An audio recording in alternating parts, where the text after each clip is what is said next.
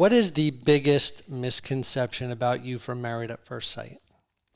What do you think the biggest misconception is about me from Married at First Sight? I think that Jamie got demonized. And what I mean by that is you were the quote unquote mean person from the start because you weren't attracted to me from the beginning, which is so easy for a lot of people to sit on the couch and watch what was happening, especially what got cut for TV. So that was the biggest misconception because I knew more of you off camera than on camera, even though we were on camera for a lot of the time. But you were never mean about not being attracted to me. At the wedding, it wasn't a big deal. Like, you didn't like cry in front of me. You didn't say, I'm just not attracted to you or whatever. You gave it a chance. Yeah. And you continued to give it a chance. And I think throughout the whole entire first season, you really turned a corner especially after our honeymoon, where I knew you were in it. There was no point where you were just sort of being there for the TV. And I think a lot of people might have thought that after the first couple episodes, especially with your Bachelor background. You think they thought that? Yeah, I think that was one misconception that was out there, and then the other thing was that you were mean towards me, which you never were, ever.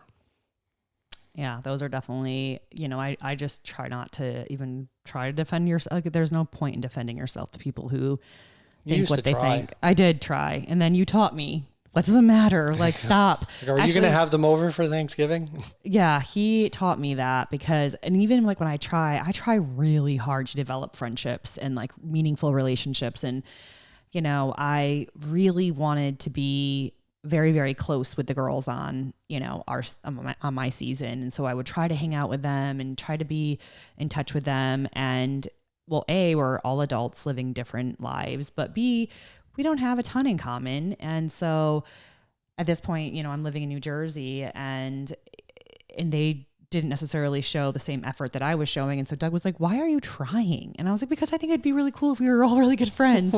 He's like, well, just let it go. Like, they're living their own lives. If they don't want to be your best friend, it's okay. And I'm like, but really, I think we would be such good friends. At this point, no one in America had ever done Married at First Sight before, except from us three couples. And so I really always be tied to that. Yeah, I really wanted to be best friends with them, but that's just not always how the world works. And you taught me that because I do struggle with wanting to have meaningful relationships with people who don't necessarily care to have that same meaningful relationship with me.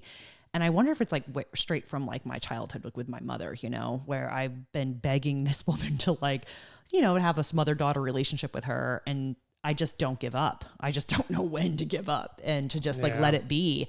And only recently I've learned to you're a people pleaser. Yeah, but it's... You want everybody to like you. I do want everyone to like me. I want to feel like loved and important. And oh my gosh, don't get me. I feel like I'm going to cry, which is awful. I feel like I'm growing and I don't want to be like, I feel proud of myself for not being like that. But you should be. Yeah, I just genuinely do really want... I just have always struggled feeling like loved and important. I mean, I've always known that my mom wanted to abort me and then she couldn't go through the abortion. And then she was going to adopt me out and she had the family. And then she didn't end up adopting me out and she kept me because she, loved me. But like, that does something to a child to know that. And then as you grow up and she chooses to go a different direction with her friends and doesn't stay, present with you and your siblings, I've just constantly been begging for love and acceptance. And it's like a little depressing / embarrassing.